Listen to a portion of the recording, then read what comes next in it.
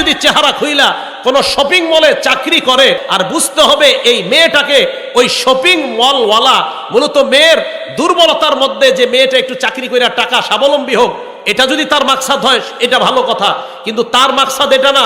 মেয়েকে ওই দোকানে চাকরি দেওয়ার অর্থ তার মাকসাদ যে এই জায়গায় কাস্টমার আকর্ষণ করা, তার মানে ওই মেয়েটাকে তার দোকানের পণ্য হিসেবে সে ব্যবহার করেছে। এটা পণ্য, নারীকে সম্মান দেয় না এটা।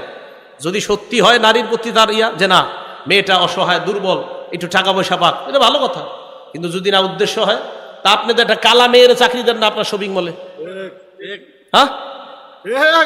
আপনি একটা কালো মেয়ের চাকরি দেন, অসহায় দুর্বল কালো মেয়ের, তা তো দেন না। আমাদেরকে বুঝান, এটা কালো অসহায় মেয়ে, কি কালো অসহায় মেয়ে নাই বাংলাদেশে? একটা কালো অসহায় মেয়ের চাকরি দেন। ওই দোকানদাতা ভালো করে জানে এরে বসাইলে কাস্টমার আসবে না।